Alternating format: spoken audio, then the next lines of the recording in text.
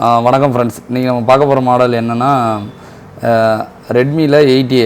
இந்த மாடலில் என்ன ப்ராப்ளம்னா, நமக்கு வந்து ஃபோன் வந்து பக்காவாக ஆன் ஆகுது, ஆனால் வந்து லைட்டிங் வரல. அது என்ன லைட்டிங் அப்படின்னா, இது வந்து எல்சிடி டிஸ்பிளே. இதோட பேக் லைட்டில் லைட் இருக்கும். அந்த லைட் வந்து தெரிஞ்சால் தான் நமக்கு வந்து டிஸ்பிளே வந்து நம்ம விஷுவலாக பார்க்க முடியும். இந்த ஃபோனில் என்னென்னா, நமக்கு வந்து ஃபோன் வந்து பக்காவாக ஆன் ஆகுது. நம்ம வந்து ட்ரிகர் பண்ணும்போது நமக்கு வைப்ரேட் வருது. ஆனால் பார்த்திங்கன்னா நமக்கு டிஸ்பிளேங்கிறது நமக்கு வரல. இதில் வந்து நம்ம லைட் அடித்தோம் அப்படின்னா நமக்கு வந்து ரெட்மி அப்படிங்கிறது இந்த இடத்துல வந்து எனக்கு தெரியுது. நான் வந்து இந்த இடத்துல லைட் அடித்து பார்த்தேன் அப்படின்னா எனக்கு ரெட்மிங்கிறது இந்த இடத்துல வந்து ஷோ ஆகுது. ஆனால் ஃபோன் வந்து பக்காவாக ஆன் கண்டிஷன், ஆனால் நமக்கு லைட்டிங் வரல. இந்த ஃபால்ட்டை எப்படி அட்டன் பண்ணுறதுங்கிறத நம்ம வந்து பார்ப்போம். இப்போ வந்து நம்ம பார்த்த ஃபோனில் பார்த்திங்கன்னா நமக்கு லைட்டிங் வந்து வரல. கிராஃபிக்ஸுங்கிறது நமக்கு வந்து தெளிவாக தெரியுது. அப்போ வந்து இந்த ஃபோன் ஆன் ஆகுது, வைப்ரேட் வருது, ஆனால் டிஸ்பிளே தெரில. ஆனால் லைட்டிங் வந்து நம்ம வந்து எக்ஸ்டர்னலாக கொடுக்கும்போது நமக்கு வந்து ரெட்மி அப்படிங்கிறது நமக்கு தெளிவாக தெரியுது. அப்போ இதுலேருந்து நமக்கு என்ன தெரிஞ்சிருச்சுன்னா, இந்த ஃபோனு வந்து லைட்டிங் தான் ப்ராப்ளம். அதாவது பேக் லைட்டு ஒர்க் ஆகலை. அப்போ பேக் லைட் ஒர்க் ஆகணும் அப்படின்னா உங்களுக்கு லைட்டிங் ஐசிங்கிறது கண்டிப்பாக உங்களுக்கு ஒர்க் ஆகணும். லைட்டிங் ஐசி உங்களுக்கு ஓகேவாக இருந்தால் தான் உங்களோட பேக் லைட் வந்து எனேபிள் ஆகும். இப்போ லைட்டிங் ஐசி மட்டுமே ஓகேவாக இருந்தால் உங்களுக்கு பேக் லைட் எனேபிள் ஆகும்னா கிடையாது.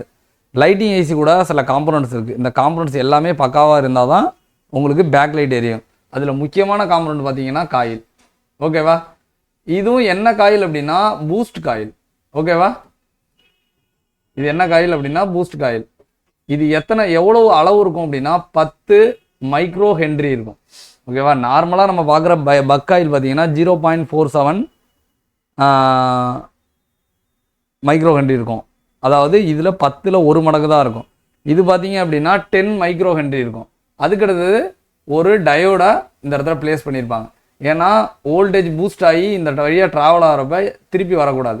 அதுக்கடுத்து பார்த்தீங்கன்னா 2 கெப்பாசிட்டர்ஸ் போட்டிருப்பாங்க. இந்த கெப்பாசிட்டர்ஸ் நார்மல் கெப்பாசிட்டி கிடையாது. இது வந்து கிட்டத்தட்ட 50 வோல்ட்டு கிட்ட போகிற மாதிரி கெப்பாசிட்டி. ஏன்னா இதில் நம்ம போகிறது பார்த்தீங்கன்னா 25 வோல்ட்டு கிட்ட இதில் போகும். அதனால உங்களுக்கு டபுள் த வோல்டேஜ் தான் இந்த இடத்துல கெப்பாசிட்டர் வந்து உங்களுக்கு பிளேஸ் பண்ணுவாங்க. இதை தான் எல்இடி ஆனோடு அப்படிம்பாங்க. ஓகேவா? எல்இடி ஆனோடு அப்படின்னா எல்இடிக்கு போகிற ப்ளஸ்ஸு. இது பார்த்தீங்கன்னா மைனஸ், அதாவது கேத்தோடு 1, கேத்தோடு 2. இது பார்த்தீங்க அப்படின்னா எனேபிள் வந்துச்சு அப்படின்னா இந்த லைட்டிங் ஏசி வந்து ஆக்டிவேட் ஆகும். இதில் இன்னொரு லைன் வந்து போட்டிருப்பாங்க. இது என்ன அப்படின்னா PWM அப்படிம்பாங்க. இது எங்கேருந்து வரும் அப்படின்னா டிஸ்பிளேலேருந்து உங்களுக்கு வரும். டிஸ்பிளேலேருந்து உங்களுக்கு ஒரு 1.8 வோல்ட்டு உங்களுக்கு லைட்டிங் ஏசிக்கு வந்தால் தான் இந்த லைட்டிங் ஏசி என்ன பண்ணும், இந்த காயில் சுவிட்ச் பண்ணும். சுவிட்சிங் எந்த இடத்துல பண்ணோன்னா இந்த இடத்துல பண்ணும். சுவிட்ச் பண்ணி உங்களுக்கு இந்த வோல்டேஜை 25 வோல்ட்டாக கன்வெர்ட் பண்ணி உங்களுக்கு அனுப்பும். இப்போ நம்மளதில் ப்ராப்ளம் என்ன அப்படின்னா, இந்த பூஸ்ட் காயில் இருக்குல்ல, இதோட வேல்யூ 10 மைக்ரோ ஹென்ரியிலேருந்து 0.2 மைக்ரோ ஹென்ரி போயிடுச்சு. அதனால நமக்கு என்ன கிரியேட் ஆகுது அப்படின்னா, காயில் வந்து ஹீட் ஆகுது, நமக்கு வோல்டேஜ் ப்ரொடியூஸ் ஆகலை. இப்போ நம்ம பண்ண போகிற அது என்ன அப்படின்னா, இந்த காயிலை எடுத்துகிட்டு புதுசாக ஒரு 10 மைக்ரோ ஹென்ரி ஒரு காயில் இந்த இடத்துல பிளேஸ் பண்ணோன்னா இந்த லைட்டிங் ஏசி அதோட வேலையை கரெக்டாக பண்ணும். அப்போ நமக்கு லைட்டிங் வந்து திரும்பவும் எரியும். இதுதான் இந்த ஃபால்ட்டு. இப்போ வந்து எப்படி வந்து காயில் எடுத்துகிட்டு நம்ம ரிமூவ் பண்ணிவிட்டு நம்ம வந்து இந்த ஃபால்ட்டை ரெடி பண்ணுறதுங்க தான் பார்ப்போம். இப்போ வந்து நம்ம காயில் வந்து ஒரு 10 மைக்ரோ ஹென்ரி இருக்கிற மாதிரி ஒரு காயில் வந்து செக் பண்ணி எடுத்துக்குவோம். இதை வந்து ஒரு எல்சிஆர் மீட்டரில் தான் நம்ம செக் பண்ண முடியும். இது நார்மல் மல்டிமீட்டர் கிடையாது. இதில் தான் வந்து நம்ம எக்ஸாக்டாக ஹென்ரி வேல்யூ வந்து செக் பண்ண முடியும். இதில் எனக்கு கண்டினியூட்டி மோட்லாம் வருது. நம்ம காயில் நார்மலாக கண்டினியூட்டி மோடில் செக் பண்ணுவோம். அப்படி செக் பண்ணும்போது எனக்கு கண்டினியூட்டி மோட்லாம் கிடைக்கிது. இருந்தாலும் இதோட ஹென்ரி வேல்யூ வந்து நம்ம இருக்கான்னு செக் பண்ணிக்கணும். இது வந்து 10 மைக்ரோ ஹென்ரி இருக்குது. இதை தான் நம்ம சேஞ்ச் பண்ண போகிறோம். ஏன் சேஞ்ச் பண்ண போகிறோன்னா, அது வந்து ஓவர் ஹீட் ஆகுது காயில். அதனால நம்ம வந்து இது சேஞ்ச் பண்ணணும். நம்ம அந்த காயிலையும் நான் செக் பண்ணி காமிக்கிறேன். இப்போ வந்து நம்ம வந்து ரோசின் பேஸ்ட் அப்ளை பண்ணி காயில் வந்து எப்படி ஹீட் ஆகுது. இப்போ நம்மளால் நார்மலாக வந்து காயில் தான் ஹீட் ஆகணும்னு அவசியம் கிடையாது. டயோடு வந்து டேமேஜ் இருந்தால் கூட நமக்கு டயோடு அந்த மாதிரி கூட நமக்கு வந்து மெல்ட் ஆகும்.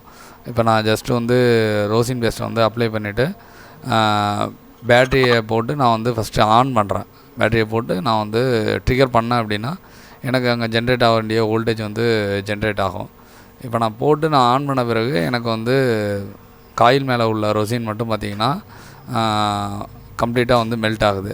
அப்படின்னா என்ன அர்த்தம்னா அந்த காயில் தான் வந்து மற்ற காம்பனண்ட்டோட ஓவர் ஹீட் எடுக்குது. இந்த காயில் பார்த்திங்கன்னா கண்டிப்பாக மைக்ரோ ஹென்றி வேல்யூ வந்து குறைஞ்சிருக்கும். அதனால தான் நமக்கு வந்து ஹீட் எடுக்குது. இப்போ வந்து நான் ஆல்ரெடி ஒரு 10 மைக்ரோ ஹென்றி காயில் வந்து ஆல்ரெடி எடுத்து வச்சுருக்கேன். இந்த காயிலே நம்ம ரிமூவ் பண்ணிவிட்டு அந்த காயிலை சேஞ்ச் பண்ணிவிட்டு திரும்பவும் இந்த காயில் எவ்வளோ குறைஞ்சிருக்கு அப்படிங்கிறத நான் வந்து உங்களுக்கு ஷோ பண்ணி காமிக்கிறேன். அதாவது ஹென்றி வேல்யூ அதிகமாக இருந்தால் தான் உங்களால் வோல்டேஜ் வந்து பக்காவாக வந்து பூஸ்ட் பண்ண முடியும். இது நார்மல் காயில் கிடையாது, இது வந்து பூஸ்ட் காயில். இந்த பூஸ்ட் காயில் வந்து உங்களுக்கு ஹென்றி வேல்யூ குறையிறப்ப அதால் வந்து வோல்டேஜை வந்து ப்ராப்பராக ப்ரொடியூஸ் பண்ண முடியாது. இப்போ 10 மைக்ரோ ஹென்றி வந்து நம்ம ஆல்ரெடி எடுத்து வச்ச காயில் வந்துட்டு ஃபிக்ஸ் பண்ணிடுவோம். ஃபிக்ஸ் பண்ணிட்டோம் அப்படின்னா நமக்கு வந்து சர்க்யூட்ஸ் வந்து பர்ஃபெக்டாக ரெடி ஆகிடும். இப்போ இது நார்மலாக வந்து டைரெக்டாக காயில் சேஞ்ச் பண்ணி கூட நம்ம வந்து செக் பண்ணலாம்.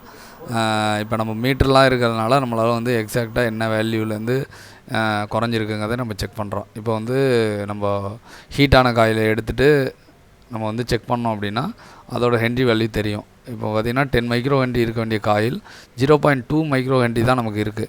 இதனால தான் நம்ம இந்த காயிலால் நமக்கு வந்து வோல்டேஜை வந்து பூஸ்ட் பண்ண முடியலை. இப்போ இந்த காயிலை வந்து சேஞ்ச் பண்ண பிறகு நமக்கு வந்து சர்க்யூட் வந்து பர்ஃபெக்டாக ரெடி ஆகிடுச்சு. இப்போ வந்து நம்ம வந்து காயில் வந்து சேஞ்ச் பண்ணிட்டோம். இப்போ இந்த காயில் வந்து எப்படி செக் பண்ணுறது எல்சிஆர் மீட்டரில் அப்படிங்கிறதையும் நான் வந்து ஷோ பண்ணேன். நீங்கள் வந்து காயில் செக் பண்ணணுன்னா நீங்கள் மல்டிமீட்டரில் வந்து செக் பண்ண முடியாது. இப்போ மல்டிமீட்டர் நான் கண்டினியூட்டி மோடில் செக் பண்ணும்போது எனக்கு பக்காவாக தான் இருக்குது. ஆனால் இருந்தாலும் நமக்கு பார்த்திங்கன்னா காயிலோட ஹென்றி வேல்யூ கம்மியாக இருக்குது. அப்போ என்ன ஆகுது அப்படின்னா அது வந்து உங்களுக்கு பக் காயில் மாதிரி ஆக்ட் ஆகுது. அதனால் உங்களால் இந்த காயிலால் வோல்டேஜ் வந்து ப்ரொடியூஸ் பண்ண முடியல. இப்போ நம்ம வந்து 10 மைக்ரோ ஹென்றி உள்ள ஒரு காயில் வந்து இதில் சேஞ்ச் பண்ணியிருக்கோம். இப்போ சேஞ்ச் பண்ண பிறகு நமக்கு வந்து லைட் எரியுதா அப்படிங்கிறத வந்து நம்ம வந்து செக் பண்ணுவோம். இப்போ நீங்கள் வந்து செக் பண்ணணும் அப்படின்னா கண்டிப்பாக வந்து உங்களுக்கு எல்சிஆர் மீட்டர் வந்து காயில் செக் பண்ணுறதுக்கு தேவைப்படும். எல்சிஆர் மீட்டர் இல்லாமல் உங்களால் வந்து காயில் வந்து செக் பண்ண முடியாது.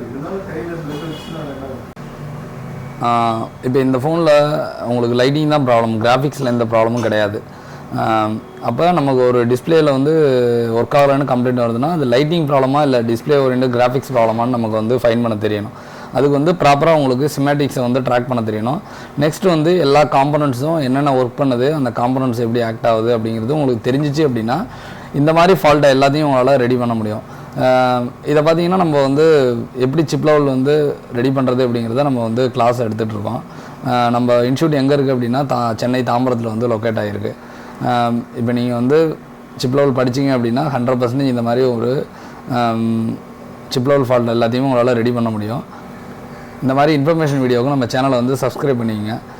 நம்ம சேனலில் பார்த்திங்கன்னா தொடர்ந்து இந்த மாதிரி வீடியோஸ் வந்து அப்லோட் ஆகிட்டு இருக்கோம்.